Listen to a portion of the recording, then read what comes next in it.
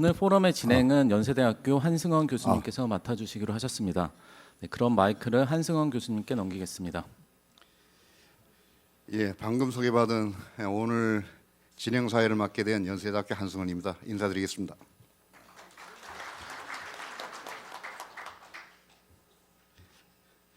제가 금년 3월까지 미래국도 포럼 운영위원장을 맡다가 홍익대학교 황기영 교수님께 인계를 해드렸는데 이제 임무가 다 끝났다 했더니 이제 좌장을 또 시키시네요.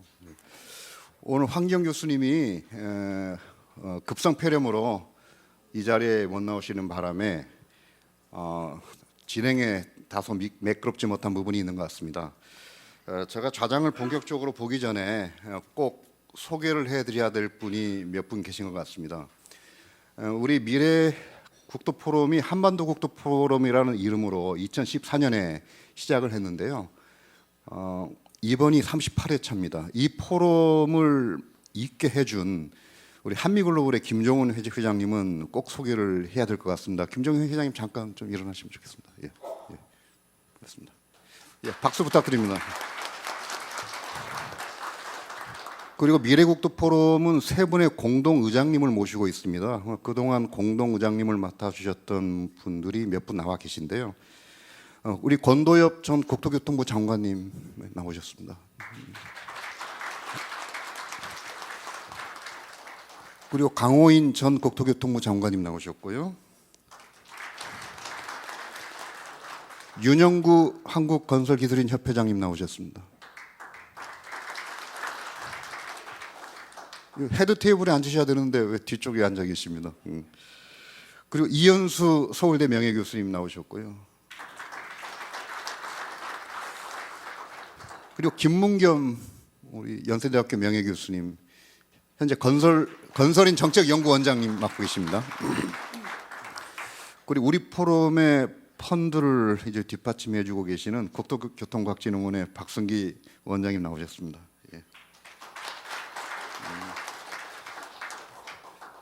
여기 계신 분들이 다 VIP신데요. 다 일일이 소개 못 해드린 점 양해해 주시기 바랍니다. 먼저 오늘 참석해 주신 패널분들, 기조연사분들을 소개하는 시간을 갖겠습니다. 오늘 기조연사로 경기주택공사 사장님 김세용 사장님을 모셨는데요. 고려대학교 건축환경공학과 교수님이시고 현재 도시설계 학회장님도 맡고 계십니다. 1인 3역을 하고 계십니다. 김세용 교수님. 예, 그리고 오늘 패널 세 분을 모셨는데요. 연세대학교 정태용 국제대학원 교수님 모셨습니다. 그리고 김동환 고려대학교 건축사회환경공학부 교수님 모셨습니다. 그리고 김종곤 베타랩 도시환경연구소 소장님 나오셨습니다. 예, 바쁘신데 이렇게 기조연사 패널로 참석해 주셔서 다시 한번 감사드립니다. 오늘 미래국토 포럼의 주제는 뒤에 나와 있는데요. 스마트 넷제로 시티 어떻게 할 것인가 라는 주제로 통의하는 시간을 마련했습니다. 여러분이 잘 아시겠지만 이 도시는 우리 삶을 담는 가장 중요한 공간입니다. 요즘 메가시티, 컴팩트시티, 그리고 스마트시티 등에 대한 논의들이 매우 뜨거운 것 같습니다. 이런 논의들이 뜨거운 이유는 그만큼 우리 국민들이 관심이 많고요. 도시가 변하는 과정이 우리 삶에 큰 영향을 미치기 때문이라고 생각합니다. 이럴 때일수록 우리 국토 포럼이 보다 미래지향적이고 지속가능한 국토 그리고 도시의 정책적 수단 그리고 어떻게 해법을 모색할 것인가 그런 역할을 해야 된다고 생각하고 있습니다. 그런 취지에서 오늘 김세용 교수님께서 30분 기조 발표를 해주시고 이어서 세 분의 전문가 패널분들의 패널 발표를 듣는 순서로 진행할까 합니다. 연사 패널분들의 경력은 가지는 자료에 상세히 나와 있으니까 참조해 주시면 좋겠고요. 자료 중에 정태용 교수님 패널 토론 자료가 사실 한 분이 갑작스럽게 집안 상사로 못 나오시게 돼서 우리 연세대학교 정태용 교수님을 며칠 전에 급하게 섭외를 했습니다. 그래서 토론 자료가 오늘 아침에 도착했는데요. 필요하신 분은 저희 사무국에 연락을 주시면 뭐 다운로드를 받을 수 있게 뭐 저희가 그렇게 조치해드리겠습니다. 자, 그럼 먼저 연사이신 김세용 GH 사장님의 발표를 듣겠습니다. 다 같이 뜨거운 박수 부탁드리겠습니다.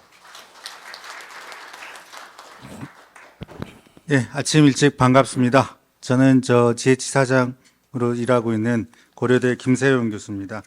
오늘 제가 30분을 허용받은 것 같고요. 넷째로 스마트시티를 어떻게 만들 것이냐 하는 주제를 가지고 제가 그동안 했던 또 만들었던 그러한 도시들을 중심으로 해서 말씀을 드리겠습니다. 자, 이 화질 있게 좋은 사진인데 100년 전의 사진입니다. 포드 뮤지엄에 남아있는 사진인데 100년 전의 포드 자동차의 모습입니다.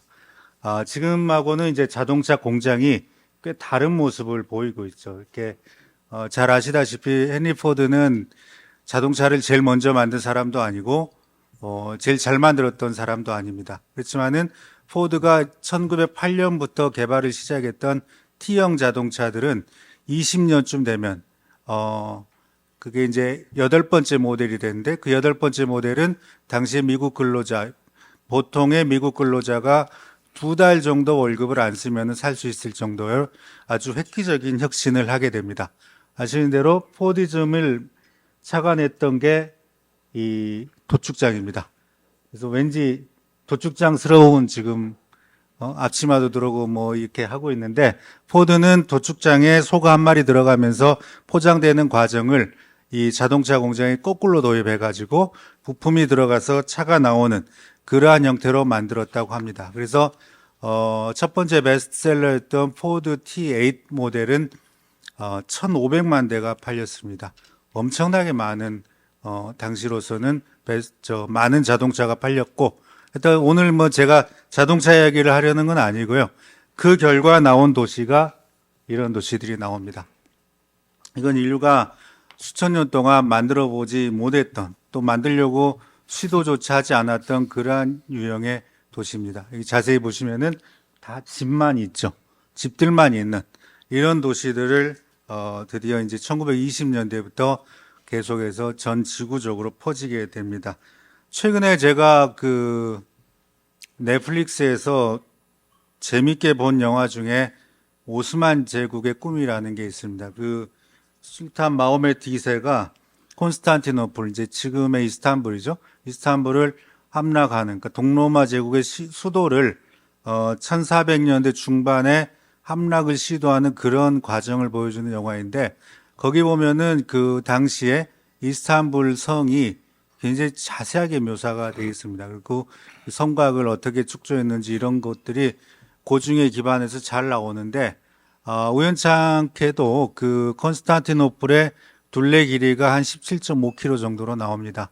그래서 서울 성곽하고 이제 거의 유사한 정도의 크기, 이런 정도의 크기를 보여주는데, 그게 뭐 우연이라고 보기에는 힘들고, 당시에 사람들이 만들 수 있었던 대도시의 맥시멈 사이즈가 아니었나 그런 추정을 합니다. 왜냐하면 그 당시에 런던, 파리 이런 도시를 다 그보다 작거든요. 근데 혹시 그 청와대 북문에서 남대문까지 걸어보셨는지 모르겠는데요.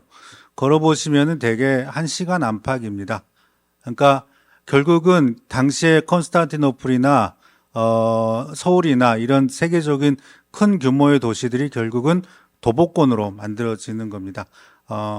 내가 걸어서 1시간 안에 갈 수 있을 정도. 그게 아니면 99% 사람들이 말이나 마차를 이용하지 못하는 상황에서 도시가 기능적으로 작동할 수 없겠죠. 그러니까 그동안에 우리는 도시를 집만 있는 도시는 만든 적이 없고, 이 안에 궁궐도 있고 사찰도 있고 뭐 학교도 있고 집도 있고 시장도 있고 이런 형태로 계속해서 만들어 왔던 것입니다. 그런데 이게 헨리 포드로 인해서 전혀 다른 유형의 도시가 지난 100년간 전 세계적으로 만들어지기 시작합니다.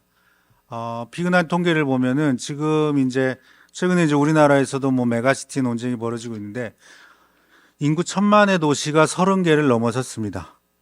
전 지구적으로. 그리고 이게 72년의 유엔 통계를 보면은 당시에 100만 이상의 도시가 32개쯤 됩니다. 그러니까 불과 50년 만에. 그러니까 이게 이런 도시가 만들어지기 시작해서 미국에서 유럽에서 아시아에서 퍼지기 시작했을 때가 1920년대고 그로부터 50년이 지나면 100만 이상의 도시가 지구상에 30개가 넘게 되고 또 50년이 지나는 오늘 시점에서 보면은 1000만 이상의 도시가 그만큼 되는 그러한 식으로 지난 100년간 우리가 굉장히 큰 도시를 만들어 왔던 것입니다.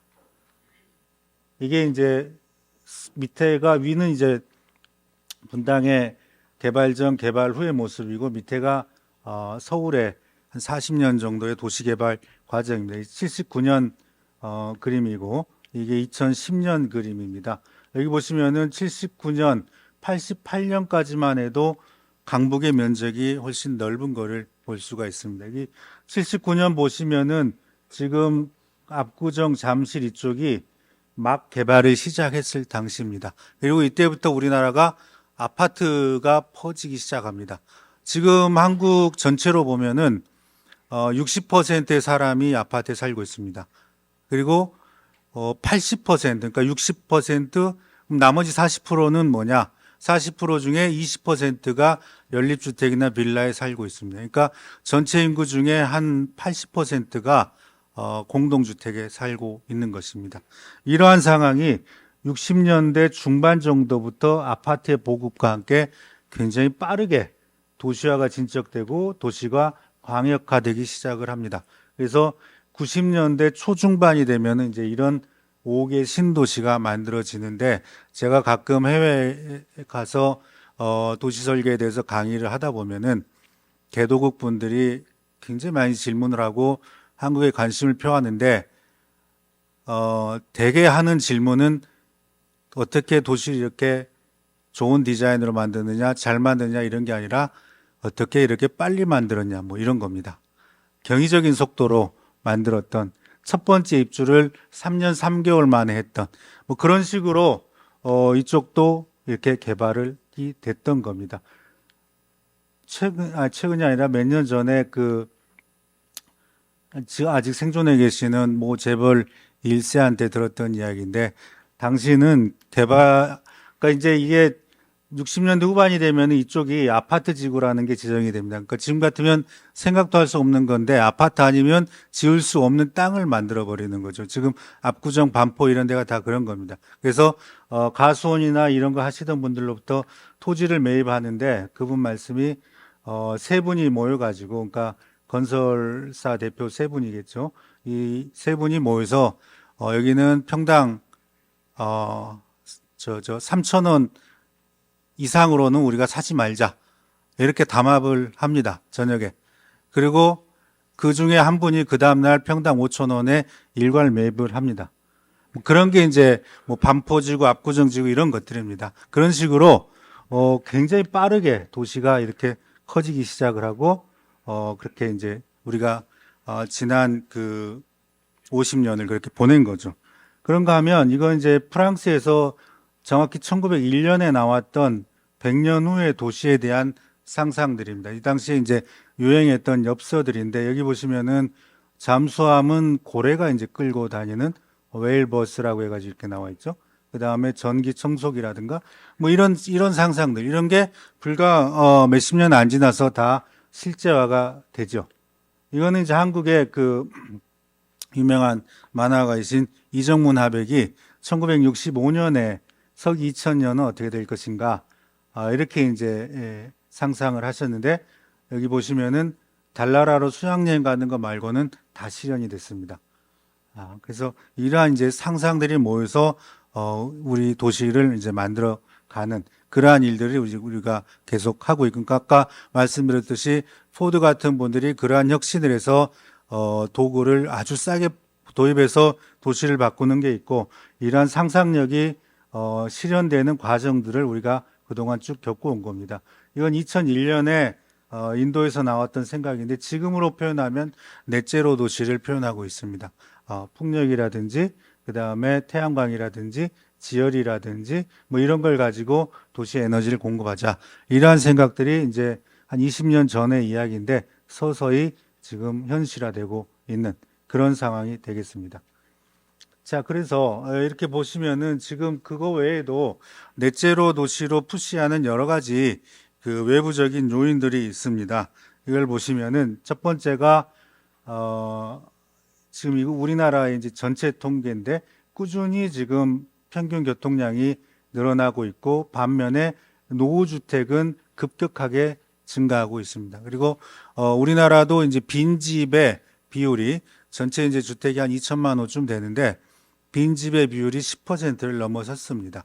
그러한 심각한 상황을 우리가 겪고 있고요. 또 이번 이제 클라우스 슈밥이 4차 산업혁명을 이야기했던 게 2016년입니다. 그러면서 이게 이제 주로 선진국 중심의 이야기인데 에너지 도시 관리 중심의 스마트 도시로 완전히 바꿔야 된다. 이런 이야기를 이제 본인 책에서 이야기를 합니다. 이분이 지금 다보스의 회장이죠. 다보스 포럼에.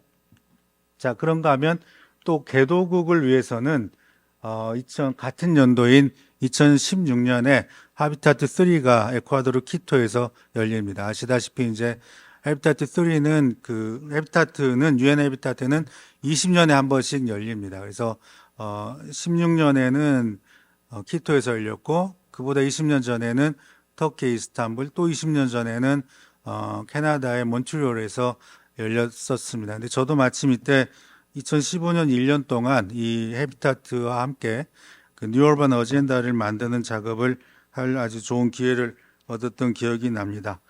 그때는 이제 주로 이거는 이제 SDG가 되겠고 뉴어반 어젠다나 이런 것들은 개도국들이 어떻게 도시를 만들어야 되느냐, 어떻게 주택을 관리해야 되느냐 이런 거에 대한 이제 연구를 하고 보고서를 만드는데 이미 그 당시에 저희가 파악한 바로는 지구 면적, 그러니까 육지 면적에 지구 전체가 아니라 지구 육지 면적의 단 2%의 역사상 처음으로 그 인류의 절반 이상이 살고 있는 해로 규정을 합니다. 거기서부터 보고서가 시작을 하는 거죠. 그러니까 인류 역사상 처음으로 인구의 절반이 도시에 살게 되었다. 앞으로 도시 문제가 더욱 심각해질 것이고 이걸 어떻게 관리해야겠다. 이런 이야기를 하면서 그거의 해법 중에 하나가 넷제로고 레질리언스고 스마트시티고 이런 이야기들을 하게 됩니다. 여기는 지금 꽤 오래전의 사진인데 심천에 있는 그 하웨이 본사의 컨트롤 센터입니다. 여기 보시면은 이제 심천에 여러 통계들이 여기에 하웨이에 잡혀가지고 이걸 이제 도시를 민간이 공공을 도와서 관리하게 되는데 이분들이 이제 가면은 꼭 자랑스럽게 이야기하는 것 중에 하나가 심천에서 애가 유괴됐는데 하루 만에 상해에서 잡았다. 범인도 잡고 애도 찾고 이게 어떻게 가능한 일이냐? 안면 인식 그 CCTV 기술로 잡았다. 한국은 그거 못하지 않느냐라고 이제 우리는 이제 개인 정보 보호 때문에 그거 못하죠. 그러니까 그런 식의 이야기들을 아주 자랑스럽게 하는데 이게 꽤 오래전 사진입니다. 지금쯤 이제 어느 정도까지 가 있는지 저도 궁금하고요. 자, 그 다음에 도시계획 패러다임이 이제 또 변화해야 되는 이제 여러 가지. 저도 최근에는 도시 설계를 할 때 IT 기술자, 에너지 전문가분들하고 많이 합니다. 불과 10년 전만 해도 상상하지 못했던 그러한 일들을 지금 우리가 하고 있는 거고요. 그래서 당연히 아까 클라우스 슈밥이 말했던 대로 융복합 기술을 이따 제가 보여드리겠습니다만은 도시 설계 작동을 시키고 있고 그 다음에 이제 자족성을 굉장히 강조를 안 할 수가 없습니다. 엊그제 제가 남양주 신도시 착공식에 갔더니 주민들이 뭐 여러 가지 민원을 제기를 하십니다. 근데 제가 그때 예로 든 게 그런 거였습니다. 지금 일산하고 분당의 땅값이, 그러니까 아파트 값이 딱 2배 정도 차이가 납니다. 근데 이걸 30년 전에 입주할 때는 사실 일산이 더 비쌌었습니다. 일산이 용적률도 더 낮고 더 쾌적하니까 당연히 더 비싼 돈을 주고 입주를 했는데 왜 30년 만에 집값이 2배나 차이가 나느냐. 물론 이제 집값이 높다고 더 좋은 도시는 아니겠죠. 근데 그 가장 직접적인 원인은 분당은 옆에 판교가 있고 일산은 관련된 일자리가 거의 전무합니다. 특히 이제 DMZ에 가깝다 보니까 첨단 산업들이 들어오는 거를 꽤 꺼려하는 그런 분위기가 있습니다. 그래서 엊그제 착공한 그 고향의 테크노밸리도 이렇게 들어올 기업들을 선별해서 유치하는데 좀 어려움이 있을 걸로 보여지는데 하여튼 자족 도시라는 것, 자족성이라는 게 그만큼 중요하다는 걸 보여주는 사례라고 볼 수가 있겠습니다. 그다음에 이제 이거는 이제 교통에 관한 이야기인데 최근에 이제 메가 서울 논쟁도 여러 차례 있습니다만은 사실 이제 논의의 핵심은 뭐 그런 겁니다. 그 도시를 키워가지고 경쟁력을 얻어지는 사례는 전무하다고 보여지고 다만 그 교통이라든가 R&D라든가 산업이라든가 이런 기능을 어떻게 효율적으로 편집하느냐 여기에 메가시티의 그 핵심이 있다고 보여지는데 우리나라에서 최근에 아주 간만에 나온 논의치고는 꽤 퇴보하는 것 같아서 조금 아쉬운 부분이 있고요. 자, 그 다음으로 사람이 또 변합니다. 여기 보시면은 전국의 1, 2인 가구 변화의 추이인데 2012년이 되면은 딱 1, 2인 가구가 전체 인구의 절반이 됩니다. 우리가 더 이상 쪼개질 수 없다 그래가지고 뉴클리어 패밀리라고 말한 4인 가족이 더 이상 우리나라의 다수가 아닌 겁니다. 그러면서 1, 2인 가구가 2012년에 전국적으로 50%가 되는데 더 걱정스러운 거는 이게 60%가 되는데 걸린 기간이 5, 6년밖에 안 걸립니다. 그래서 지금은 70%를 향해서 가고 있고 1인 가구만 놓고 봤을 때 35%가 넘어섰습니다. 여기 보시면은 39세 이하, 그러니까 우리 법적으로 지금 청년은 39세 이하로 되어 있는데 청년의 지금 급속하게 줄어드는 이런 거하고 65세 이상 노인이 늘어나는 걸 보여주고 있는데 이게 크로스가 되는 시점이 2015년입니다. 이걸 서울을 놓고 보시면 서울은 아직은 그 정도는 아니고 2028년쯤 가면 크로스가 됩니다. 경기는 2020년에 이걸 넘어섰습니다. 그러니까 서울이 아직은 젊은 층의 유입이 가장 많은 도시고 경제 인구가 가장 많은 도시다라는 것을 이제 보여주는 자료인데 하여튼 걱정스러운 부분은 1인 가구가 35%를 점유하고 있음에도 굉장히 빨리 그게 더 늘어나고 있는 상황입니다. 최근에 작년의 통계를 보면은 최근에는 1인 가구가 가장 빠르게 증가하는 게 그동안 꾸준하게 20대였습니다만은 작년부터는 60대로 바뀝니다.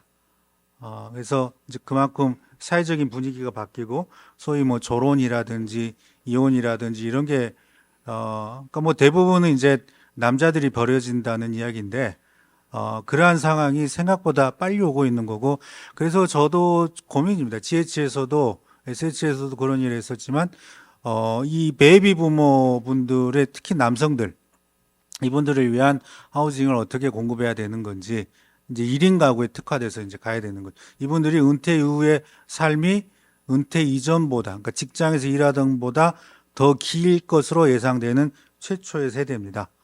그래서 이런 부분이 지금 우리나라 인구 구조를 굉장히 급하게 흔들고 있고요.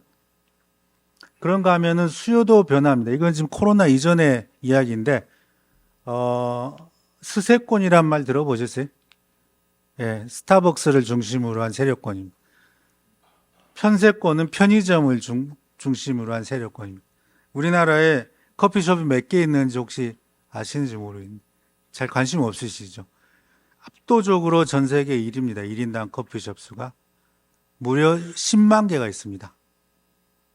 그러면 편의점도 압도적으로 세계 1위인데 편의점은 그 절반 5만 개가 있습니다. 그러니까 인구 1000명당 하나의 편의점, 인구 500명당 하나의 커피숍이 우리나라에서 돌아가고 있는 거고 그게 서서히 동네의 중심이 되고 있습니다. 그러니까 편의점하고 커피숍이 동네의 중심이 되고 당연히 그 뒤에 따라오는 게 올인홈. 이거 코로나 이전의 상황입니다. 코로나가 이러한 추세를 더 가속화시킨 거에 불과하고요. 내 집에서 모든 거 다 하겠다. 그러니까 컬리나 쿠팡이 잘 되고 넷플릭스가 잘 되고 반대로 CGV나 메가박스나 이런 영화관은 쇠퇴하게 되는 그러한 상황이 코로나 이전에 오고 있었고, 그 다음에 이건 이제 제가 SH에서 했던 작업들인데, 빨리 하라고. 그럼, 예. 첫 번째 경고장이 같습니다. 자, 이거는 이런 코로나, 올인빌, 올인홈에 맞춰서 젊은 청년들을 대상으로 한 설계하고 시공했던 작업들입니다. 이게 지금 신촌의 주민센터를 SH가 사가지고 이 위에 주택하고 편의시설을 지었습니다. 그러면 이 건물 안에서 많은 생활이 이루어지는 거예요. 이거는 구로동의 주민센터는 원래 4층이었는데 19층까지 올렸습니다. 그리고 나머지 층은 SH가 청년들에게 이제 임대하고 분양하는 이러한 식의, 그러니까 SH 입장에서는 땅값을 안 들이고 이런 걸 만들 수 있어서 좋았고, 동사무소들은 서울에 한 400개 정도 되는데 이 동사무소들은 그거를 자기 공간을 공짜로 재건축하니까 서로 좋았던. 뭐 이거 외에도 공영주차장이라든지 뭐 시장이라든지 이런 것들이 있습니다. 이게 이제 그러한 트렌드를 반영해서 만들었던 거고, 이것도 역시 코로나 직전의 통계인데 여기 보시면 자전거하고 킥보드가 급속하게 늘어납니다. 대신에 지하철은 줄어듭니다. 무슨 말이냐면 장거리 교통 수요가 급속하게 줄어들고 있다는 겁니다. 그래서 많이 언론에서 이야기하는 대로 65세 이상 분들이 공짜로 타서 지하철이 적자다. 이게는 왜곡된 사실이고, 실제로 젊은 층들에서부터 이런 걸 많이 타게 됩니다. 그러면서 지하철 수요 자체가 이미 코로나 전부터 줄어들기 시작합니다. 그러니까 킥보드나 자전거로 뭐 10km, 20km 가기는 굉장히 힘들기 때문에 아까 말씀드린 올인홈, 올인빌 이 추세가 이거를 제대로 반영을 하는 거고요. 이러한 거를 증명하는 자료들이 꽤 있습니다. 예를 들어서 2016년, 17년부터는 골목길의 가게의 1인당 매출액이 대로변을 앞서기 시작합니다. 그러니까 무슨 말이냐면 대로변의 임대료가 당연히 더 비싼데 매출액만 놓고 보면은 골목길이 더 잘 팔린다는 거죠. 그래서 이러한 길들, 뭐 샤로수, 연남, 뭐 서촌 이런 길들이 이제 젊은이들이 자기 집 주변 또는 방문한 주 이런 식으로 이제 퍼지기 시작하는 겁니다. 그러니까 인구도 변하고, 그 다음에 그 수요도 변하고, 그 다음에 아까 기술이라든가 그런 여러 가지 외부적인 상황이 변화하는 시점에 온 거고요. 이 사진은 오늘 모이신 분들한테 보여드릴까 말까 하다가 어차피 공개된 유명한 사진입니다. 디젤이라는 그 젊은이들 주로 타겟으로 하는 의류업체에서 광고했던 사진인데 한 십몇 년 됐네요. 이것도 벌써. 이 맨하탄이 물에 잠겨 있고, 그러니까 이제 폭우죠. 그리고 폭염이 오고 마실 물은 얼마 안 되는 가뭄, 폭염, 폭우, 가뭄이 함께 오는. 그래서 이게 마침 이 광고가 나올 때 맨하탄이 그 수면하고 해수면하고 차이가 60cm밖에 안 되는 걸 가지고 제 방을 놓을 거냐 말 거냐 많은 논쟁이 있었던 그 시절입니다. 그러면서 기후변화의 심각성을 보여줬던 사진이고요. 이거는 이제 도시 열섬 전형적인 현상인데, 포장률이 10% 늘어날 때마다 0.5도씩 온도가 올라갑니다. 근데 우리나라의 경우는 전 세계적으로 굉장히 경이롭게도 4m 이상의 도로의 포장률은 100%입니다. 너무나 포장을 열심히 잘하는 그런 나라가 되겠고요. 그 다음에 이제 이거는 전 세계 이 하얀 조그만 점이 전 세계 에너지 소비량으로 봤을 때 태양에너지, 풍력에너지, 바이오 이런 순으로 잠재력을 가지고 있다라는 것을 보여드리겠고요. 이거는 이제 그동안의 도시의 구조입니다. 그러니까 엄청난 에너지가 도시로 들어오면 도시는 소비하고 폐기물을 만들어내는 그러한 게 일반적인 도시였고, 아까 말씀드린 대로 굉장히 편한 방법입니다. 도시를 계속해서 확장하고 이러한 방법으로 우리가 지난 100년간 도시를 만들어 왔는데, 자, 에너지가 들어와서 이거를 다시 쓰고 최소한 내버리는 이런 메타볼리즘을 바꾸지 않으면 안 되는 시점이다 라는 이야기고요. 이거는 뭐 잘 아시겠지만은 지금 우리가 LEDS하고 NDC 시나리오가 있는데 이 시나리오대로 갔을 때 2100년이 되면은 어떠한 피해를 입을 것인가라는 현상을 보여줍니다. 사실 우리나라가 지금 NDC나 이런 측면에서 국제적인 수준에서는 미흡한 게 현실이고요. 조금 빨리 전나가도록 하겠습니다. 이거 역시 2020년에 온실가스 목표 대비 실적이 실제 계획했던 하고는 격차가 너무나 많이 나고 있다. 이런 걸 보여주고 있고요. 자, 그래서 넷제로를 어떻게 만들 거냐.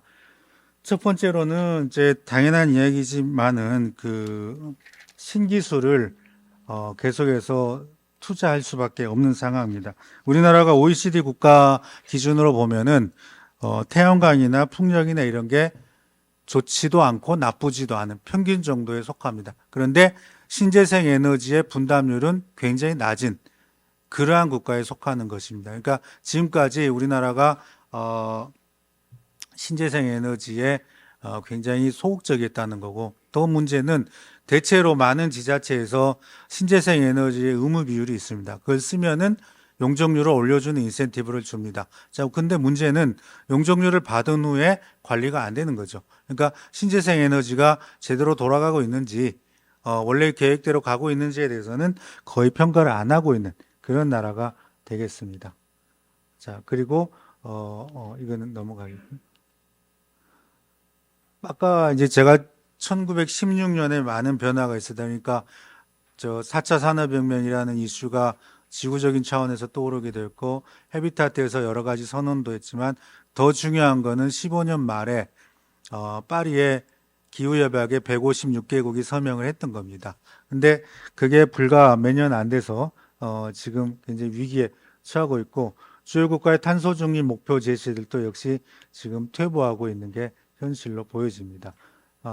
이거는 지금 2000년대 초반에 아랍에미레이트에 했던 마스다르, 이 굉장히 야심찬 계획이었고, 전체 에너지의 85%를 태양광에 의존하겠다, 이렇게 해서 만들어진 도시인데, 불행하게도 지금 거의 목표 달성은 못하고 있고, 원래 계획대로는 만들어지지 못한 그러한 것이 되겠고요.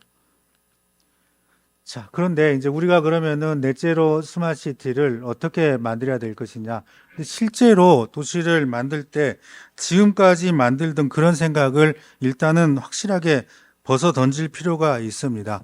이거는 이제 싱가포르에서 시뮬레이션 한 건데, 이 배치를 보시면은 전혀 지금 기존의 아파트 배치하고 다른 거를 아실 수 있습니다. 이게 시뮬레이션 해보면은 그 에너지 저감의 가장 최적의 배치, 최적의 층수, 이런 것들이 이제 계산해주는 자료가 되겠는데, 특히 우리나라에서 아파트의 배치라든가 층수라든가 이런 건 굉장히 까다롭다 보니까 그런 부분에서 상당히 지금 어려움을 겪고 있는 게 현실이고요. 자, 그리고 넷제로 시티의 사례를 몇 개 보이도록 하겠습니다. 이거는 제가 10년쯤 전에 만들었던 시스템인데요. 잠깐만요.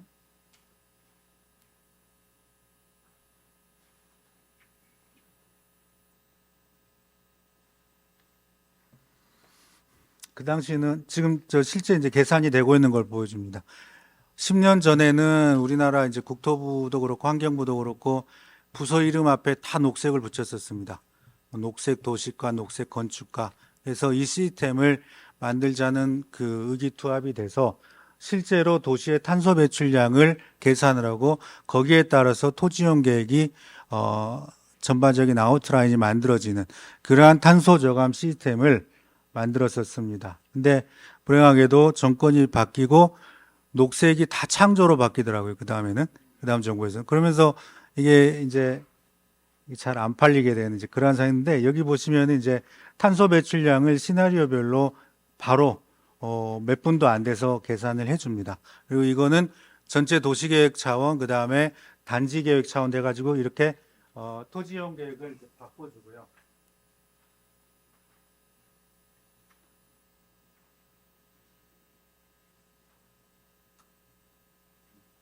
그런 식으로 해서 저거를 이제 도시계획 부문, 도시설계 부문, 커뮤니티 설계 부분 해가지고 각각의 토지용 계획들을 데이터 기반으로 해서 만드는 이제 그러한 시스템을 만들었고 이거를 가지고 국내 여러 지자체에 배포를 하고 그다음에 월드뱅크나 그 ADB 가서 강연하고 시연하면서 전 세계로 퍼뜨려 보려고 야심찬 계획을 세웠었는데 한 개도 못 팔았었습니다. 그만큼 왜 그러냐? 개도국에서는 일단 저거를 뒷받침할 만한 이 통계라든지 그런 기술이 필요가 없다 그랬었고요. 그리고 이제 선진국에서는 우리는 이미 하고, 그러니까 저런 시스템은 아니지만 다른 방법으로 하고 있다. 뭐 그러한 설명 때문에 저 시스템을 팔지 못하고 그래도 국내 지자체 몇 군데서 가져가 가지고 저걸 참고로 해서 만들었던 게 정확히 10년 전의 이야기입니다. 그래서 탄소 저감의 도시계획 의사결정을 지원하는 그러한 작업들이 이제 이미 있었고 좀 아쉬운 거는 지금까지 이제 계속 지속된다면 훨씬 나았겠다라는 생각이 들고요. 시간이 많이 갔네요. 이건 마곡입니다. 마곡은 이제 강서구에 있고 SH공사가 개발했던 신도시인데 이거가 이제 넷제로 스마트시티를 서울에서 처음으로 지향했던 그러한 도시가 되겠습니다. 그래서 여기 보시면은 전력 자립률이라든가 온실가스 감축 목표라든가 이런 거를 목표를 세워놓고 이거에 따라서 차곡차곡 진행을 했던 거고 여기 보시면은 이게 주민들한테 이제 보여줬던 그런 서비스들이 됩니다. 그러니까 여기 이제 스마트시티 통합운영센터를 마곡 광장에 지금 이미 만들어 놓고 작동을 하고 있는데 거기서 데이터를 모아서 이런 여러 가지 저 서비스를 진행을 시작을 했고 지금도 하고 있습니다.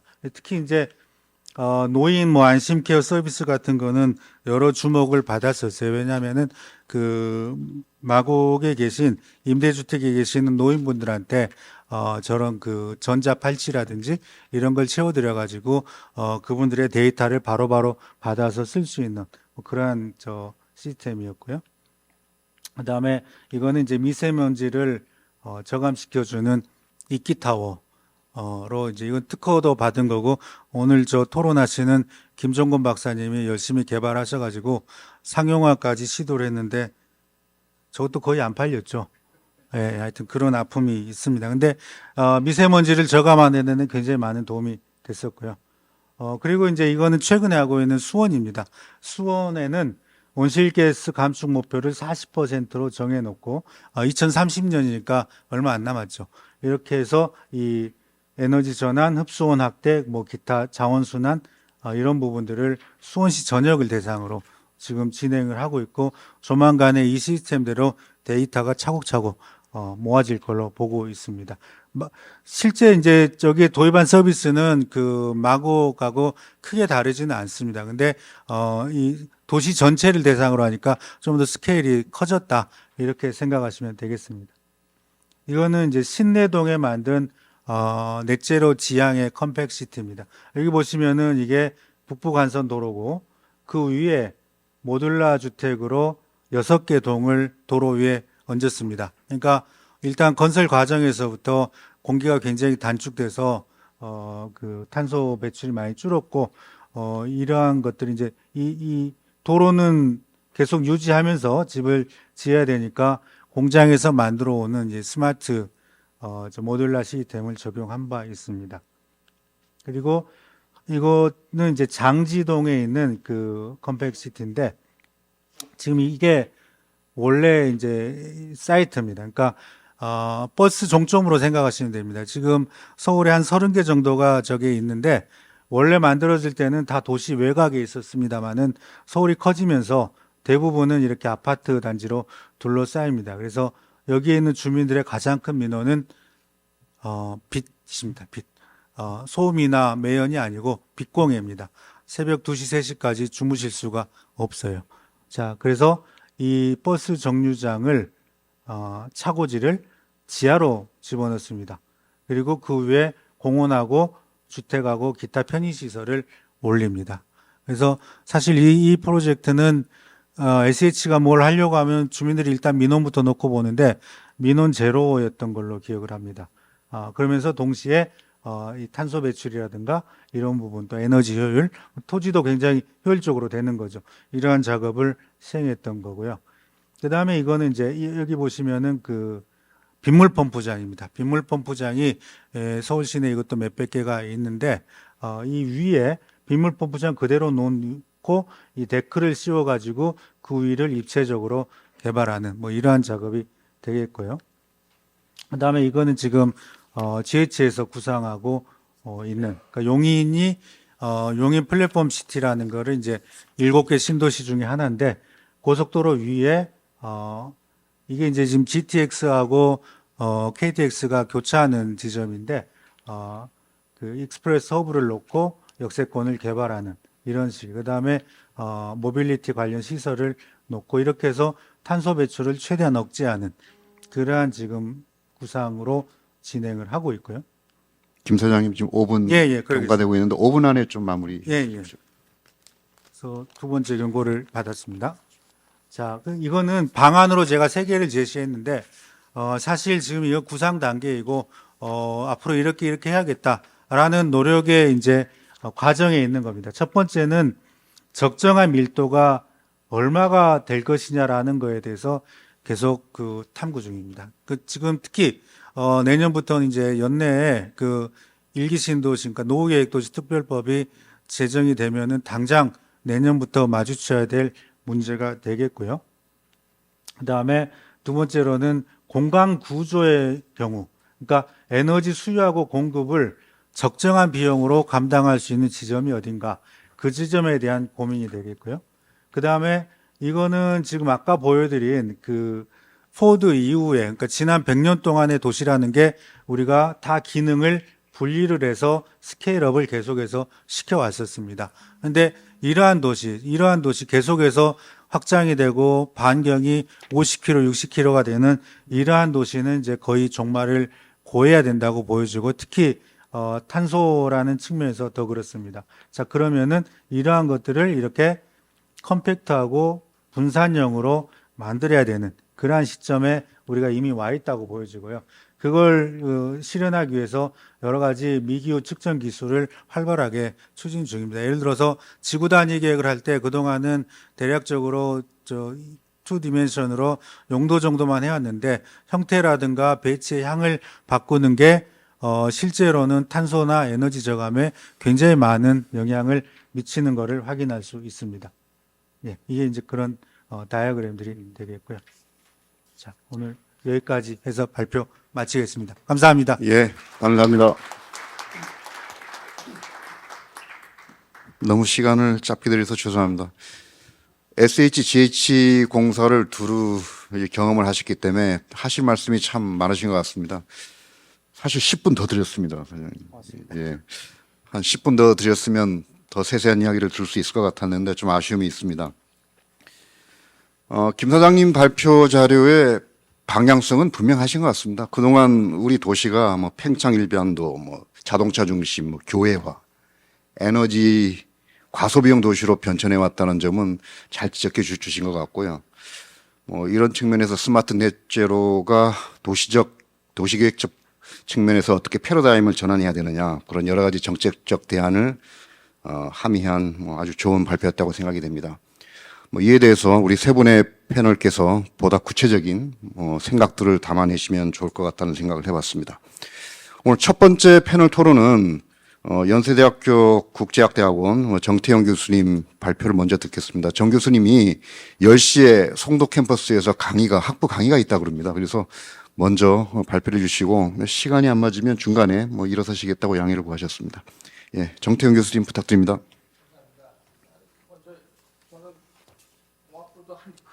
도시도 아닌데 와서 많이 배웠고요. 저는 에너지 기후 변화를 하는 경제학자입니다. 그래서 제가 조금 다른 시각에서 오늘 김세영 교수님 말씀하신 거에 대해서 뭐 기본적으로 다 동의하는 내용이고 많이 배운 내용인데 제 나름대로 그냥 조금 몇 가지 고려사항 같은 거를 좀 말씀드려 볼까 합니다. 기후변화 문제는 저는 뭐 이걸 30년 이상 해온 사람입니다만 이제 뭐 온실가스를 2030년에 얼마를 쥐고 2050년에 넷제로를 하고의 문제가 아니고 이제 그냥 현실의 문제. 그러니까 기후변화를 어떻게 대응할 거냐의 방법은 두 가지가 있지만 온실가스를 줄이는 게 있고 기후변화에 적응하는 게 있는데 적응하는 건 이미 현실의 문제가 돼버렸어요.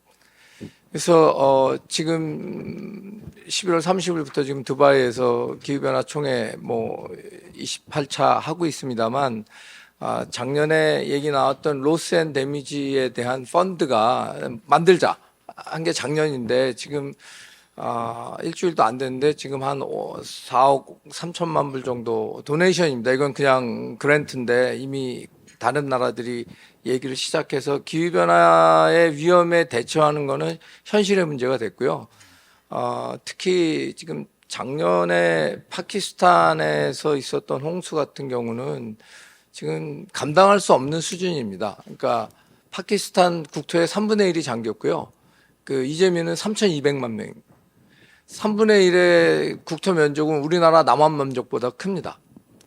그래서 이미 그거는 파키스탄이 감당할 수 없는 문제가 됐고, 올해 제가 그 굉장히 주의 깊게 봤던 건 올해 3월에 캐나다 동부에서 산불이 났는데요. 역시 기후변화 때문입니다. 이게 건조해져서 자연발화가 됐는데 캐나다 산불로 인해서 워싱턴하고 뉴욕이 섰습니다. 하루.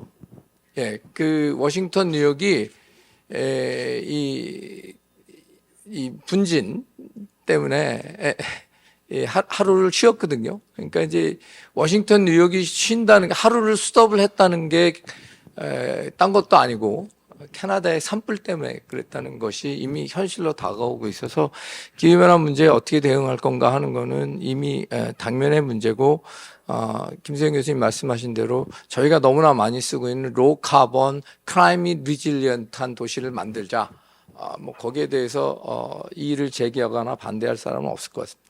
다만 제가 지금 21세기의 그 도시가 됐던 저희가 하는 에너지 문제가 됐던 한 4가지 정도 제 나름대로 보는 메가 트렌드라고 할까요? 저는 이제 4가지 D 트렌드라고 저는 얘기를 하는데 첫 번째 디지털라이제이션은 뭐 말씀드릴 필요도 없고 디지털라이제이션이라고 쓰고 저는 전력이라고 읽습니다. 저같이 에너지를 하는 사람한테 디지털라이제이션은 전기가 많이 든답니다. 그럼 이 전기를 어떻게 공급할 것인가에 대한 문제고요.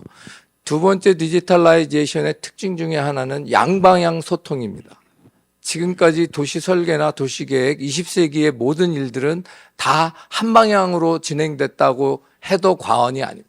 한 방향은 서플라이 드리븐입니다.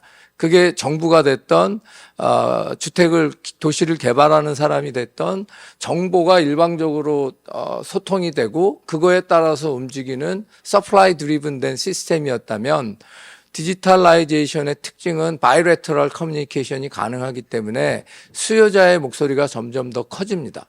이런 현상들은 지금 여기저기서 다 나타나고 있기 때문에 21세기 미래 도시에서 이걸 어떻게 반영할 것인가는 굉장히 중요한 요소라고 생각합니다. 두 번째는 기후변화하고 관계없이 디카보나이제이션은 일어나고 있습니다. 그게 재생에너지가 싸서 하던 원자력 기술이 발전을 했던 어쨌든 간에 카본에서부터 벗어나고 싶은 그런 노력들이 진행되고 있습니다. 그게 기후변화 문제 때문에 더 가속화될 수는 있지만 디카보나이제이션의 특징 중에 하나는 제가 세 번째로 말씀드리려고 하는 디센트럴라이제이션하고 관계가 있습니다. 디카보나이제이션이 되면 분산형 전원을 만들 수 있고요. 분산형 전원이라고 하는 거는 지금까지 중앙 집중적으로 라지 스케일로 발전소가 따로 있고 수요처가 따로 있는 이런 형태의 전력이나 에너지 공급이 아니라 분산으로 가능하고 이것은 제가 지금 세 번째 말씀드리려고 하는 디센트럴라이제이션은 어떤 시스템 엔지니어링한 시스템의 얘기가 아니라 의사결정 과정이 그렇게 돼가고 있습니다. 지금까지 아까 말씀드린 탑다운 형태의 일방적인 의사결정 과정이 이 디센트럴라이즈 된다고 하는 거는 양방향이 가능하고 특히 바텀업이 가능하다는 얘기거든요. 그래서 이 디센트럴라이즈된 트렌드가 도시 설계나 앞으로 미래 도시에 어떤 영향을 미칠지 저는 잘 모르겠습니다. 그렇지만 아무튼 제가 보는 트렌드 중에 하나는 분명히 디센트럴라이즈 되고 있다는 겁니다. 의사결정 과정이 상당히 밑에서부터 올라오는 의사결정 과정들에 따른 결정이 많아진다는 것은 바람직한 거 아닌가 생각이 되고요. 마지막으로 김세현 교수님도 말씀하셨습니다만 데모그래픽 체인지에 대한 거는 전 세계 인구는 늘어나고 있습니다. 특히 아시아는 뭐 10년 전에 제가 ADB 있을 때 아시아의 도시화를 2050년까지 50%를 하자고 하는 게 목표였는데 그거보다는 좀 빨라지겠죠. 아시아가 지금 빨리 개발을 하고 있으니까. 하지만 지금 고령화는 일반적인 특징이고요. 그다음에 저출산 고령화는 동아시아 상국에서 다 일어나고 있습니다. 한국이 제일 빠른 것뿐이지 중국도 일어나고 있고 일본도 일어나고 있습니다. 그러면 이런 인구 구성의 변화가 앞으로 우리가 살아가는데 어떤 변화를 갖고 올 것인가 다른 건 저는 모르겠고 에너지 부분에서는 분명히 인도어 액티비티가 늘어나는데 나이가 고령화가 되면 아웃도어보다 인도어 액티비티가 늘어나거든요. 인도어 액티비티가 늘어날 때 필요한 에너지는 전력입니다. 그래서 전력이 아까 말씀드린 디지털 트렌드, 그다음에 지금 같은 데모그래픽 체인지 이런 것들에 의해서 전력 수요가 굉장히 빨리 늘어나고 있는데 이것을 어떻게 공급할 것인가에 대한 문제가 도시 설계에 있어서도 굉장히 중요한 게 될 것 같고요. 마지막으로 지금까지 특히 이제 한국 얘기를 한다면 한국이 잘해왔다고 아까 빨리 만드는 거 잘했다고 하셨는데 잘하는 거의 특징 중에 하나가 아마 선관후민이 아니었을까 싶습니다. 우리는 정부가 주도하고 그거에 따라서 효율이라는 걸 앞세우고 나를 따르라 하는 식의 의사결정과 효율성을 강조한 시스템이었다면 앞으로는 그렇게 되지는 않을 것 같습니다. 앞으로는 선민후관을 할 수밖에 없는 상황인데 이유는 간단합니다. 민간이 지금 갖고 있는 공공 부분보다 돈과 기술이 훨씬 더 많고 난리지가 훨씬 더 많이 축적돼 있기 때문에 그쪽 방향으로 갈 수밖에 없는데 성공한 모델, 20세기의 성공한 모델을 갖고 있는 한국이 과연 이런 큰 변화를 빨리 갖고 올 수 있을지가 큰 문제일 것 같아요. 제가 보기에 가장 큰 문제는 선관후민을 선민후관으로 바꾸는 게 얼마나 빨리 한국이 할 수 있을 거냐에 따라서 21세기의 트렌드에 맞춰갈 수 있느냐 없느냐가 결정될 것 같습니다. 죄송합니다. 제가 너무 서둘러서 두서없이 말씀을 드렸습니다. 감사합니다. 예, 감사합니다. 정태영 교수님 매우 상세한 패널 자료를 준비해 왔거든요. 이 자료가 필요하신 분은 나중에 따로 연락 주시면 좋을 것 같고요. 도시적 관점이 아니라 기후변화, 에너지를 정화하시는 국제학자적 관점에서 앞으로 스마트 넷제로 도시로 가기 위한 여러 가지 그 트렌드, 그런 측면에 대해서 아주 핵심적인 말씀을 해주신 것 같습니다. 제가 따로 정리할 필요는 없을 것 같고요. 예, 교수님 감사합니다. 다음은 우리 건축학자 측면에서 이야기를 듣는 순서를 갖겠습니다. 고려대학교 김동환 교수님, 고려대학교 건축사회환경공학부 교수신데요. 이쪽 분야에 오랫동안 연구를 해오신 분입니다. 자, 김동환 교수님 패널 토론 부탁드립니다. 네, 반갑습니다. 저는 방금 소개받은 고려대학교 건축사회환경공학부의 김동환입니다. 저는 주 전공은 사실은 그 배터리라든지 연료전지 관련한 에너지 시스템, 그 소재 공정 이런 쪽을 주로 다루고 있어서요. 오늘 그 넷제로 스마트 도시를 만들기 위해서 에너지 측면에서 어떤 기술적인 측면이 제한이 될 수 있을지 그런 부분들에 대해서 몇 가지 말씀을 드리고자 합니다. 앞서 말씀을 해주셨던 대로 그 전 세계에서 도시는 굉장히 작은 면적을 차지를 하고 있지만 인류의 이제 절반 이상이 도시에 살고 있고 50년이 되면은 밀집화가 더 심해져서 한 68% 정도가 이제 도시 인구가 될 거다라고 생각을 하고 있습니다.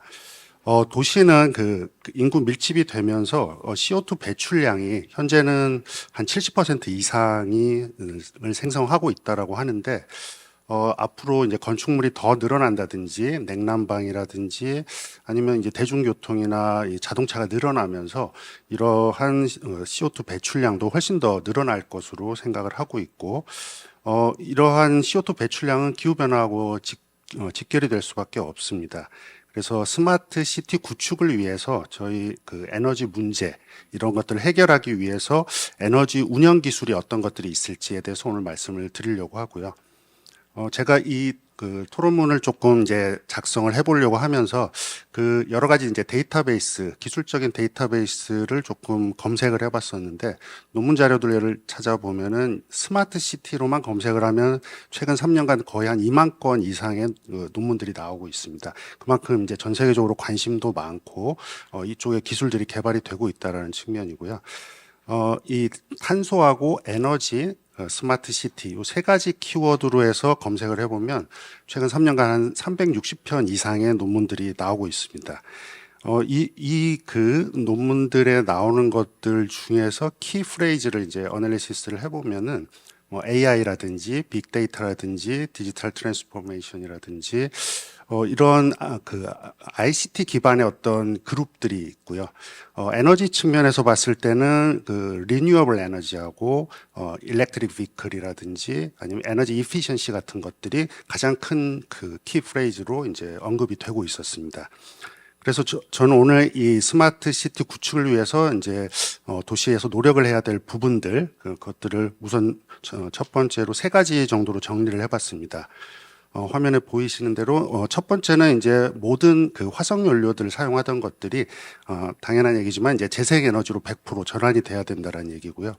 미국 한 60여 개 도시에서는 100% 재생 에너지로 전환을 약속하고 이를 위해서 이제 그 화석 연료 대신에 태양광 발전 설비라든지 뭐 우드칩을 이용한 열병합, 바이오매스 이런 교체 활용 사례들을 보고를 하고 있습니다.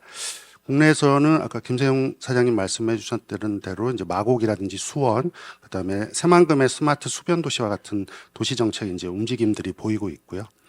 두 번째는 도시 내에 있는 이제 자동차, 대중교통, 냉난방 이런 것들을 모두 전동화하는 일렉트리피케이션을 들 수가 있습니다.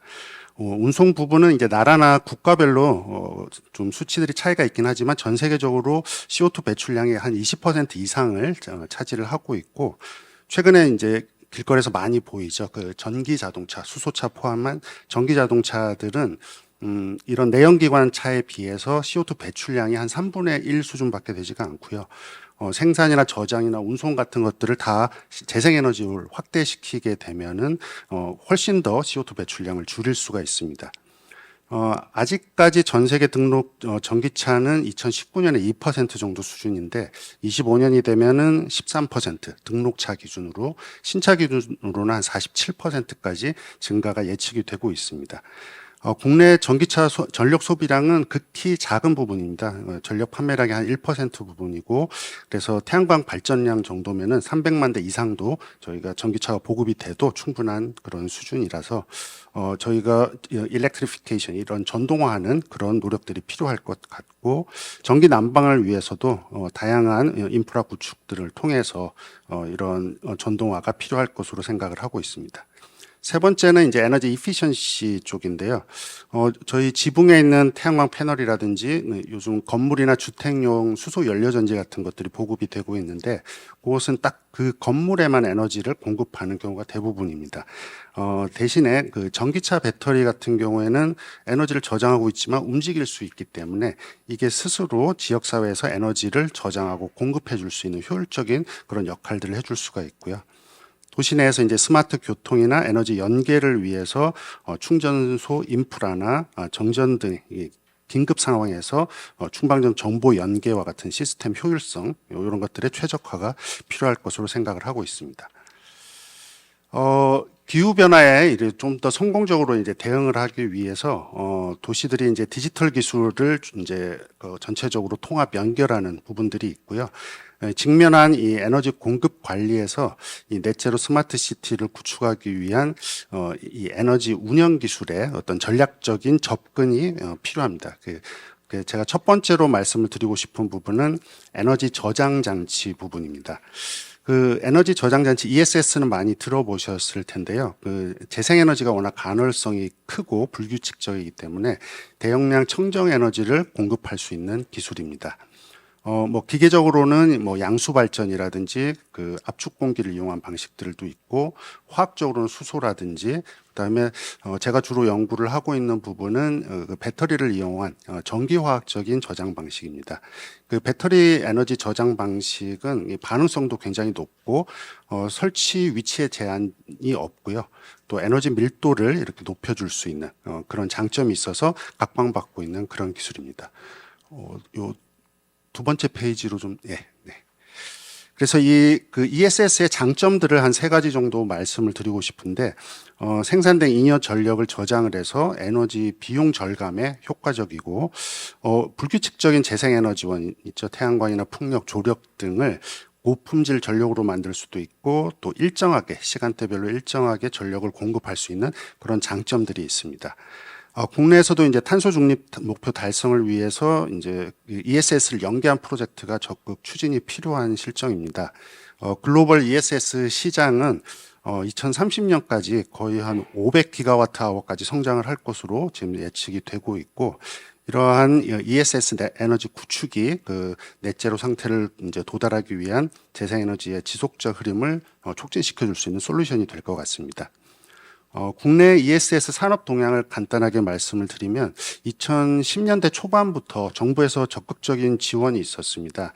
태양광 발전이랑 ESS를 연계를 시키면 2배 이상의 발전 수익을 준다든지, 전기요금 특별 할인을 해주면서 인센티브를 추가 할인을 도입을 한다든지, 그런 측면에서 ESS가 급격하게 이제 발전을 하고 보급이 되다가 2019년에 이 정기화학적으로 저장하는 이 배터리 ESS 자체가 이제 화재들 위험성이 있습니다.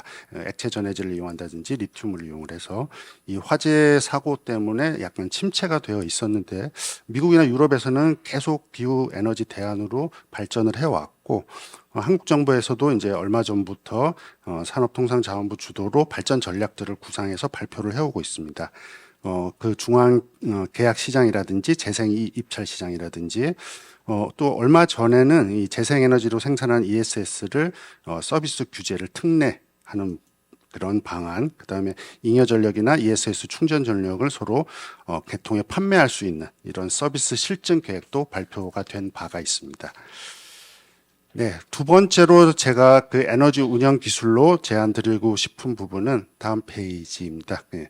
그 전기차를 활용한 양방향 충전 충방전 기술입니다. V2X라고 최근에 많이들 들어보셨을 텐데, 전기차를 통해서 이제 가정이나 빌딩이나 전력망에 전력을 상호 거래하는 V2H, V2B, 뭐 V2G와 같은 이런 서비스 기술입니다. 이 V2X가 접목된 이 전기차 배터리는 이제 전력이 필요한 곳으로 이제 스스로 이렇게 이동을 해서 전력을 이제 공급해 줄 수 있는 좀 대용량의 모바일 에너지 저장 장치라고 보시면 될 것 같고요. 미국에서도 이제 큰 전기 스쿨버스를 이용을 해서 지역 내 600가구에 이제 전력을 공급하는 이런 예들이 보고가 되고 있고, 국내에서도 V2X 기술의 발전을 위해서 많이들 지금 노력을 하고 있습니다. 이 스마트 시티 구축을 위해서 이런 에너지 운영 기술 중에 하나인 V2X를 실현하기 위해서는 한 3가지 정도 풀어야 될 과제가 있는데, 그것만 말씀드리고 마치겠습니다. 우선은 충분한 인프라가 마련이 돼야 할 것 같습니다. 이 양방향 충방전 이 시스템은 일반적인 이제 단방향 DC 충전기에 비해서 3배나 5배 이상 가격이 비쌉니다.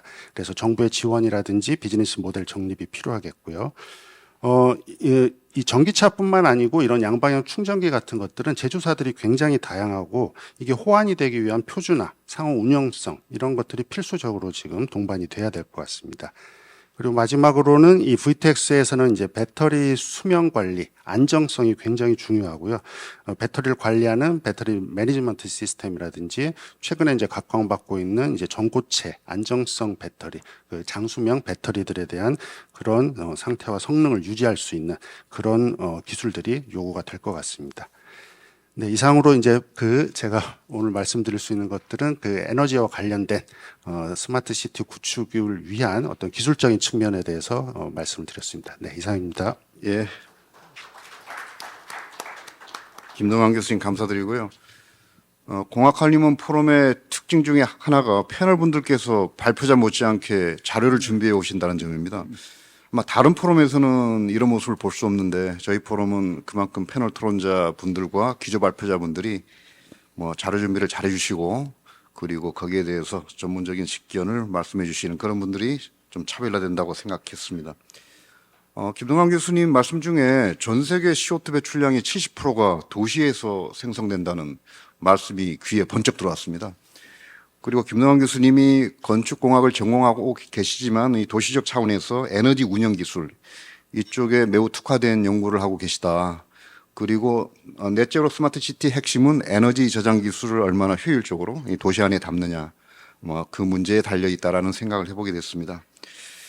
다음 패널 순서는 실무적 관점에서 인더스트리 관점에서 이와 같은 스마트 넷제로가 어떻게 생성되고 활성화되고 있는지 이런 부분에 대해서 김정곤 베타랩 도시환경연구소 소장님께서 말씀해 주시겠습니다. 예. 방금 소개받은 김정권입니다. 저는 이제 원래 이제 도시계획 분야에서 이제 환경 쪽을 주로 이제 연구를 해왔었습니다. 그래서 이제 최근에 이런 분야가 이제 기후변화 탄소 중립 시대가 등장되면서 도시는 또 어떻게 변하고 있는가 제가 궁금했는데 지난 6월 달에 제가 한 보름 동안 이제 유럽에 가서 이제 그 탄소 중립을 하고 있는 사례들을 이렇게 조사를 해봤습니다. 한 12개 정도 되는데요. 이제 그 중에 오늘 이제 그 스마트 넷제로 시티가 어떻게 만들어질 것인가 그 솔루션에 대해서 해법에 대해서 한 3가지 정도를 여러분들한테 좀 소개를 드리면서 제 의견을 좀 드릴까 합니다. 일단 첫 번째 이제 사례인데요. 이제 90년대에 미래 도시 모습을 만들어줬던 거는 이제 여기 덴마크 스웨덴의 말메의 이제 시티 오브 투모로우라는 그 단지 개발 사례였었는데요. 이제 2000년대 들어가지고 탄소 중립이 등장되면서 전 세계 선두적으로 가고 있는 나라가 바로 덴마크고, 그 덴마크는 이미 덴마크 그 중에 이제 수도인 코펜하겐인데요. 뭐 이제 코펜하겐은 이미 지금 지역 난방이 거의 86%가 연결돼 있을 정도로 지금 인프라가 굉장히 완벽하게 돼가고 있는 도시 중에 하나인데, 이제 거기서 이제 북항을 개발한 모습이었는데요. 이거는 이제 또 하나의 이제 미래 도시의 모습을 이제 보여주고 있습니다. 이제 특히 이제 그 온실가스 중에서도 이제 뭐 도시에서는 이제 건물, 산업, 그다음에 이제 교통인데요. 이 코펜하겐 북항의 도시 모습을 보면은 교통 문제를 획기적으로 계획에서 일단 해결을 했습니다. 여기 이제 보시면 요 끝에 요 줄이 있는데요. 이게 뭐냐면 그 북항을 개발하면서 교통의 문제를 해결하기 위해서 교통의 면적을 3분의 1로 나눈 겁니다. 이게. 그래서 이제 도로 3분의 1, 자전거 3분의 1, 그다음에 차 3분의 1 이렇게 해서 이제 도시를 이동성을 가장 긴밀하게 아주 접근성을 좋게 해서 이제 아주 콤팩트한 시티를 구상을 해서 이제 도시를 만들었고요. 그다음에 이제 에너지 탄소 중립하기 위해서 에너지 전환은 그럼 어떻게 해야 될 것인가? 그래서 우리는 사실 경험하지 않았습니다. 기존 도시에서 탄소 중립을 어떻게 만들어야 될 건지. 그다음에 넷제로라는 그 정량적인 영의 수치를 도시가 정량적으로 계산할 수 있는 건지 이것도 경험하지 못한 도시 분야의 이제 과업인데요. 그래서 여기는 이제 스마트 기술을 가지고 그 이제 에너지의 공급 시스템이 서로 다른 공급 시스템과 건물의 용도가 달랐습니다. 아파트, 주차장, 학교 이런 12가지의 유형을 연결시켜서 이제 에너지의 공급과 관리, 그다음에 주민들이 에너지 소비 형태 이런 것들을 이제 모니터링하고 데이터를 분석해 가지고 이제 결국에는 그 최종으로 이제 28가지의 가업을 만든 다음에 이제 정부에다가 이제 제안을 하게 됩니다. 이제 그 중에 이제 가장 핵심적이었던 거는 에너지 회사들이 개인의 에너지 소비 정보를 공개해 달라 뭐 이런 것도 이제 요구가 됐었는데요. 이제 그 사진이 여기 나오는 이제 그 사이트에서 거기에 이제 에너지 랩에 참여했던 이제 그 대상지고요. 그다음에 이제 특이한 거는 모든 사례들이 봤더니 산학연, 공공 이 팀이 항상 이 개발을 해온다는 거죠. 그게 이제 좀 특이했고, 그다음에 이제 이미 우리가 생각한 것처럼 정량적으로 이 도시를 관리하고 있다. 뭐 이렇게 볼 수 있겠습니다. 이제 다음은 이제 독일인데요. 독일은 아시다시피 이제 뭐 원자력을 이제 포기하고 이제 재생에너지로 국가의 에너지 구조를 다 바꾸고 있는데, 이제 그 중에 대표적으로 이제 독일에서 처음으로 이제 그린 수소를 도심지 안에다가 개발한 사례입니다. 이제 보통은 이제 그린 수소를 도시 외곽 농촌 지역에 이제 주로 하는 건데, 여기는 이제 과거 저기 중앙역 옆에 이제 화물 창고가 있던 부지에다가 이제 개발한 건데요. 여기는 이제 주거와 그다음에 대학 시설과 그다음에 이제 업무 상업 시설들이 들어가 있는데요. 여기서 이제 자체적으로 이제 그 단지 지하의 에너지 센터에서 이제 그린 수소를 생산해서 이제 주택에 전기하고 열을 공급하는 이제 이런 개념인데요. 그래서 이제 특이한 거는 이제 그린 수소를 이제 지붕에 태양광을 설치해서 이제 공급을 하게 되고요. 이제 그걸로 이제 부족하니까 이제 재생에너지를 부족한 부분 이제 구매를 해가지고 이제 그린 수소를 생산하는데요. 이 지하의 그 에너지 시설에 보면은 이 전기 분해하는 시설들은 엄청나게 많은 열을 생산하니까 발생하니까 그 열온을 포집해가지고 이제 냉방 에너지를 이제 공급하는 이제 이런 개념으로 해서 진행하고 있습니다. 그래서 아까 패널분에서 말씀하셨던 이제 그런 이제 그 스마트 그리드를 이제 섹터 커플링이라는 걸 해서 이제 전기와 열과 냉방과 이제 이동성에 대한 거를 동시에 연결해서 수소가 생산이 많아지면 그거를 저장할 필요 없이 바로 이제 실시간으로 이렇게 분산해서 수소 에너지를 공급하는 이제 이런 개념이 되겠습니다. 그래서 여기 보시면 생산량이 거의 이제 연간 85톤, 뭐 상당히 많은 규모의 수소를 생산하고 있습니다. 이제 다음은 이제 어떤 기술적인 것보다는요. 근데 우리가 이제 탄소 중립을 하려면은 이 에너지를 가지고 이제 하면 가장 쉬운 방법이겠지만 어마어마한 돈이 많이 들고 또 기존의 도시에서는 이 도시에 있는 사유재산들을 국가가 임의적으로 바꿀 수도 없고 상당히 장애물이 많은데요. 여기서 해결하는 방법은 바로 이제 에너지를 안 쓰게 하는 게 바로 탄소 중립을 가는 길이다. 그래서 이제 하이델베르크에 있는 반슈타트라는 데인데요. 여기는 면적이 굉장히 큽니다. 한 116헥타 정도 되고, 그 다음에 이제 건물은 사진에 보시다시피 이렇게 되는데요. 사진에 보시다시피 거의 우리나라처럼 아파트로 돼 있어요.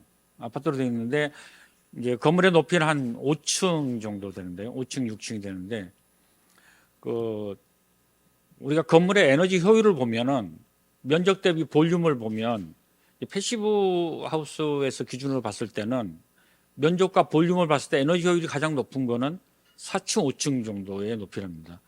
그래서 여기는 이제 에너지를 안 쓰기 위해서 이런 고도로 이렇게 해서 이제 블록형으로 이제 건물을 짓게 되는 거죠. 그렇지만 이 용적률은 거의 우리 고층 아파트 짓는 거랑 거의 유사한 이제 면적을 차지하게 되는 건데, 예. 그래서 이제 패시브 하우스로 해서 모든 건물들을 짓게 합니다. 그러면 건축비가 한 20% 정도가 올라가게 돼요. 그래서 이제 입주자한테 지원금을 이제 시에서 마련해서 일단은 이제 주게 되는 거고, 그 다음에 건축업자들은 만약 기술적으로 패시브를 할 수 없는 부분은 그 정도의 효과를 다른 기술로 대처를 하면 이제 인정을 해주면서 이걸 이제 계속 지어나가면서 모니터링 해왔는데 뭐 성공적으로 이제 진행이 되고 있습니다. 여기 이제 표가 잘 안 보이는데요. 패시브 하우스 기준이라는 거는 독일의 패시브 하우스라는 게 전 세계에서 가장 단열 기준이 높은 기준입니다. 표에 보시면 가장 위에 있는 기준인데요. 그래서 이제 에너지를 최소화시키고 그 다음에 이제 그 온도나 이런 걸 관리하기 위해서 이제 그 스마트 기술로 해서 이제 스위치 하나만 키면은 이 온도 센서에 의해서 이제 차양도 해주고 뭐 이런 것도 관리하게 되는 거죠. 그리고 이제 그 부족한 열은 바로 이제 단지 외곽에 있는 이제 그 목재 발전소를 만들어 가지고 거기에서 이제 부족한 부분들을 공급해서 100% 이제 재생 에너지로 해서 넷제로를 지금 구현해내고 있는 뭐 그런 사례가 되겠습니다. 이처럼 이제 제가 본 이제 그 저기 사례들인데요. 사례들을 이렇게 대충 이렇게 분석해 보면 이 모든 사례들은 일단 재생에너지를 다 쓰고 있었고요. 그 다음에 열도 재생에너지, 냉방도 재생에너지죠. 그 다음에 전기차.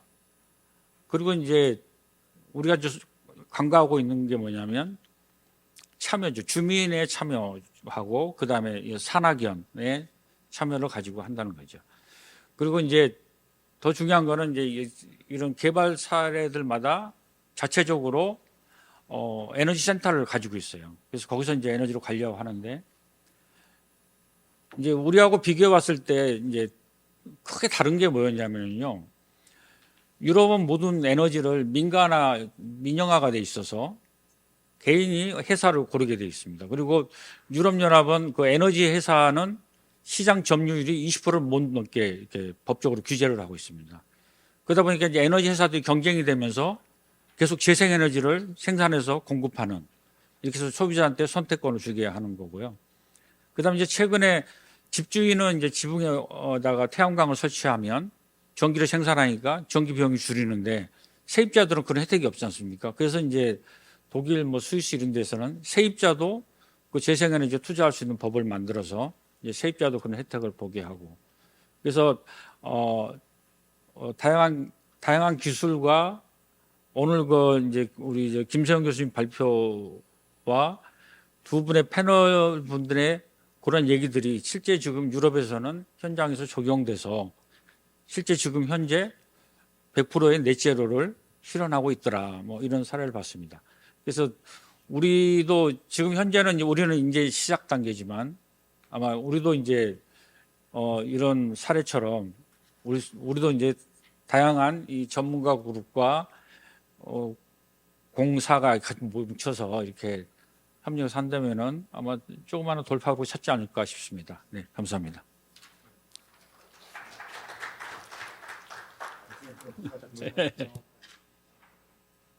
괜히 경고장을 드렸습니다. 죄송합니다.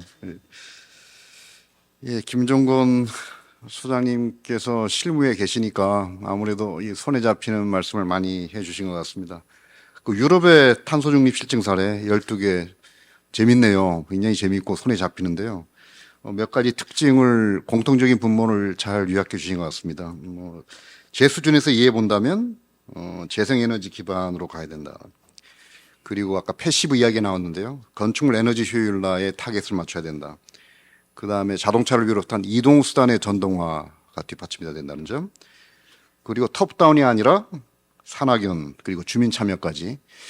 그리고 오스트리아 사례를 보니까 도시계획이 김세영 교수님도 비슷한 말씀을 주셨는데 도시계획과와 에너지계획과가 같이 협업을 하는 그런 부분들이 실증 사례에서 많이 나타나고 있는 것 같습니다. 저희들에게 많은 시사점을 주고 있는 것 같고요. 지금까지 기조 발표와 세 분의 패널 토론을 들었는데요. 지금부터 플로어에서 질문을 받는 순서를 진행할까 합니다. 시간이 많이 경과됐는데요. 지금 8시 46분이어서 약 10분 정도 시간이 남아 있는 것 같습니다. 한 2분, 3분 정도 플로어에 뭐 질문이나 코멘트도 좋고요. 질의하실 분이 계시면 손을 들어주시고 소속과 성함을 말씀해 주신 후에 질의해 주시기 바랍니다.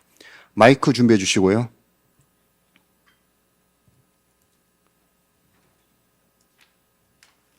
예, 병근주 교수님. 예, 저는 연세대학교 건설환경공학과 명예교수 변근주입니다. 저는 한 가지만 좀 첨언하고 싶습니다.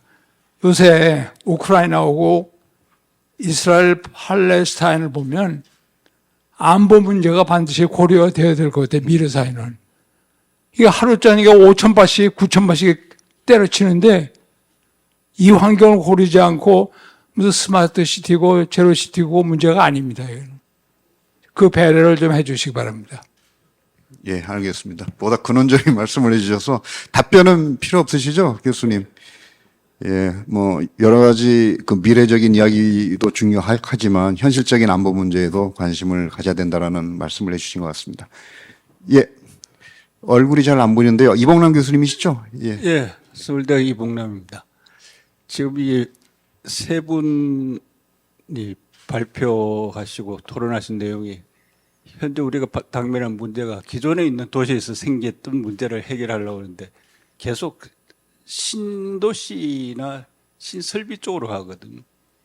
그런데 기존 도시에 대한 그 환경, 에너지 저감에 대한 거는 일체 언급을 안 하셨거든요. 그 김세용 사장님, 그 기존에 우리가 살고 있는 도시에 대한 에너지 저감이나 탈탄소 정책에 대해서 한번 말씀해 주시면 좋겠습니다. 마이크.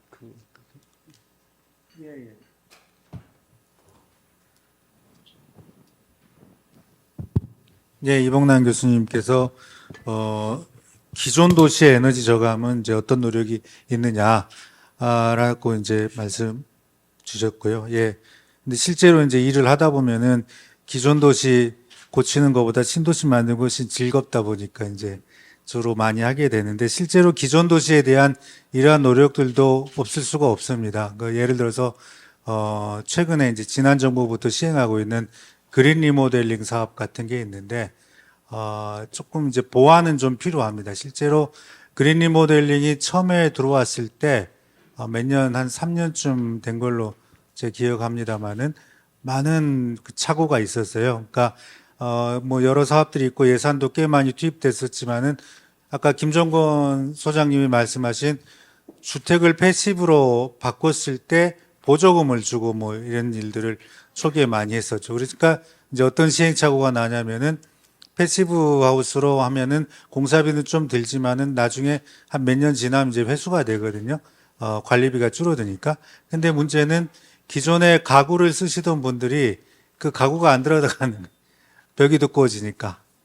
그래서 그런 문제들을 이제 어떻게 해결할 것이냐라는 것 등등. 그 다음에 이제 지열이라든가 이제 이런 냉난방 시스템을 어떻게 바꿔주느냐. 그리고 미세하지만 제가 SH 있을 때도 그 난방 배관이나 보일러 시스템을 바꿔주면 주민들이 굉장히 많이 여기에 호응을 합니다. 왜냐하면 당장 매달 내는 관리비가 줄어들게 되니까요.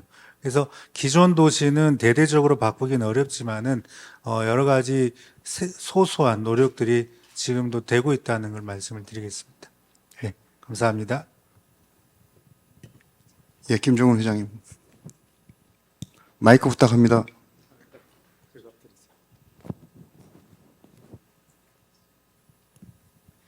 예, 한미글로벌 김종훈입니다. 오늘 주제 스마트 넷제로 시티 이거 굉장히 중요한 주제거든요. 지구 온난화하고 기후 변화는 뭐 세계적인 이슈고요.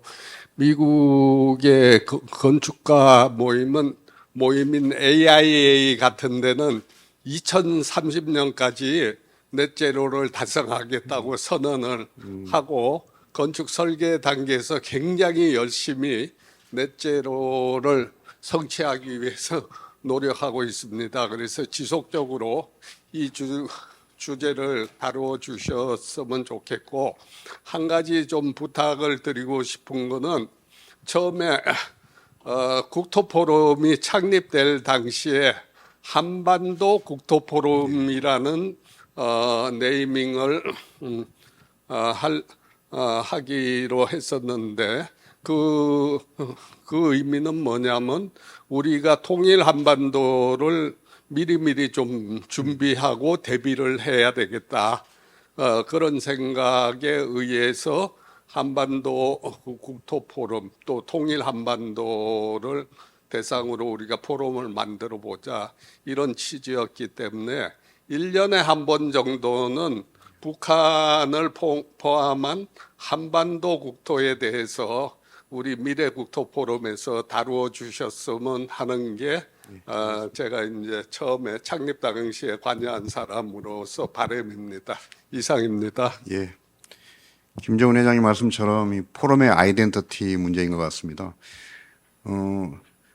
제가 운영위원장 할 때는 한반도 국도 포럼이었는데 미래 국도 포럼으로 바뀌다 보니까 이 아이덴티티가 바뀐 게 아니냐 뭐 그렇게 생각을 많이 하시는 것 같습니다. 그렇지 않고요. 미래 국토는 이 한반도 국토 포럼을 다 우리가 포괄한 그런 개념이기 때문에 운영위원회 우리 이재승 교수님 오늘 나오셨죠? 말씀처럼 우리 한반도 미래 통일의 우리 한반도 국토 모습을 어떻게 그려나갈 것이냐 뭐 그런 부분에 대해서도 지속적으로 관심을 가져야 된다고 생각합니다. 예, 잘 운영해 주시기 바랍니다. 예. 권도엽 장관님. 예. 누가 말씀을 하실 것 같아가지고 있었는데 아무도 말씀을 안 하셔서 이게 이제 우리 도시 건축 우리 건설 토목 이런 쪽에 스마트 넷제로 시티 물론 IT를 포함해서 어떻게 만들 거냐 어떻게 되어가고 있느냐 하는 아주 좋은 시간을 가진 것 같습니다. 근데 이렇게 되면 사람의 행태나 행복이나 가치관, 우리 정치 체제, 소지적주의가 활과하게 될 건지, 이런 쪽에는 어떤 영향을 미칠 것인지에 대해서 우리 쪽 말고 사회학자나 또는 정치 이쪽하고도 같이 연구를 해서 미리미리 대응해 나갈 필요가 있지 않나 말씀을 드려봅니다. 권정아님 말씀에 다 동의하시는 거죠? 그렇죠. 예. 오늘 정태영 교수님 그런 측면에서는 저희가 잘 모신 것 같습니다. 네. 예, 예. 앞으로 더 그 협업의 바운더리를 확장해 나가도록 그렇게 노력하겠습니다. 혹시 질문하실 분이 있으면 손 들어주시고요. 우리 박승기 원장님. 예. 마지막 순서로 발언 듣겠습니다. 네, 그 발표 토론 잘 들었습니다. 우리 김정은 소장님께 여쭤보겠는데요. 보니까 유럽 사례를 굉장히 자세히 소개해 주셨는데 우리 국내에서는 가장 앞서 있는 그 넷제로 시티 계획 사례가 어떤 게 있을까요? 한번 여쭤보고 싶습니다. 좀 비교도 해주셔도 좋고요.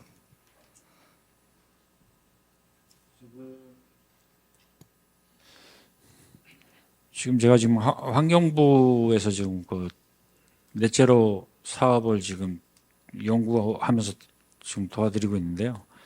지금 거기에서는 이제 신성장 4.0 정책이라는 데서 이제 10개 도시를 선정해서 2030년까지 넷제로를 이제 실현할 수 있도록 이제 유도를 하겠다 그랬는데 지금 현재 이제 어려운 부분이 조금입니다. 온실가스 배출을 정확하게 얼마로 배출하는지가 진단이 돼야 되는데 아직 그게 지금 국가 단위에서는 지금 계속 하고 있었는데 지자체 단위에서는 아직 하지를 못해가지고 이제 그런 어려움이 있었고요. 그래서 이제 그 패시브 하우스나 지금 국토부에서 하고 있는 제로 에너지 하우스 이런 것들은 이제 새로운 주택에다가 이제 규정을 정하기 때문에 이제 그런 갈 수 있을 것 같고요. 근데 그게 이제 지금 넷제로로 됐는지 안 됐는지는 아직은 이제 분석이 더 필요한 것 같습니다. 근데 이제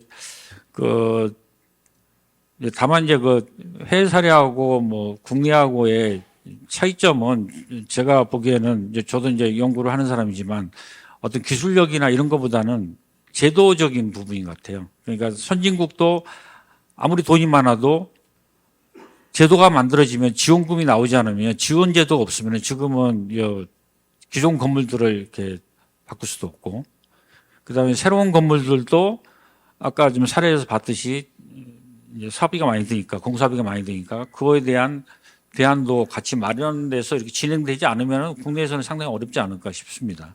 근데 다만 이제 우려스러운 거는 이 온실가스를 넷제로는 온실가스를 이제 플러스 마이너스 0을 만드는 거지 않습니까? 그래서 이제 뭐 도시 규모는 작고 뭐 산림이 많고 그러면 그런 데는 계산해 보면 금방 넷제로가 되거든요. 이제 그런 개념이 아니고 사실은 이제 우리가 지구 온도를 줄이기 위한 정책이고 그래서 배출을 계속 줄이는 정책을 써야 될 것 같고요. 아마 우리나라는 아마 좀 이제 정책이 이제 법이 작년 5월에 시행이 됐고 이제 지자체가 이제 지금 기본 계획을 지금 준비하고 있는 단계라서 좀 더 기다려봐야 되지 않을까 싶습니다. 네, 감사합니다. 예, 답변 감사합니다. 예, 시간이 많이 경과됐습니다. 혹시 허락해 주신다면 제가 김세영 교수님께 질문을 한 가지 드리겠습니다. 김세영 교수님이 한 몇 주 전에 중앙일보 신문 칼럼을 쓰셨는데 메가서울론이냐 아니면 수도권 컴팩트냐 뭐 이런 논의를 해주셨는데 오늘 논의됐던 넷제로 스마트 시티 관점에서 과연 행정통합에 방점을 둔 메가서울론이 지속 가능성이 있을까? 어떤 면에 저희가 좀 더 집중해서 개선 방향을 제시할 수 있을까? 뭐 그런 부분에 대해서 오늘 발표 들으면서 제가 개인적으로 궁금해졌습니다. 그래서 김세용 교수님께 말씀드렸더니 본인이 마무리 말씀을 해주시겠다고 말씀 주셔서 제가 질문을 던집니다. 질문 답 드리겠습니다. 먼저 질문 답하기 전에 아까 권도엽 장관님 말씀하신 행태가 달라진다는 지적 굉장히 중요하신 말씀이에요. 그러니까 예를 들자면은 지금 재생에너지를 많이 쓰는 그런 타운들을 보면은 이게 뭐 실증된 건 아닙니다만은 제가 이제 여러 차례 인터뷰해보고 그러면 그런 그 동네들의 남녀가 많이 갈라선답니다. 할 일이 많은 거예요. 특히 그걸 유지하는 것 자체가 쉽지가 않은 겁니다. 그리고 또 우리나라에서 실제로 이 일을 하다 보면은 전기료가 지금 우리가 OECD 평균에 훨씬 못 미칩니다. 그러다 보니까 전기가 싸다 보니까 아무래도 안 하게 됩니다. 특히 이제 산업단지 전기는 더 싸기 때문에 산단에 패시브로 건물을 지어라 이런 건 거의 안 먹힙니다. 보조금을 줘도 처음 그때뿐이고.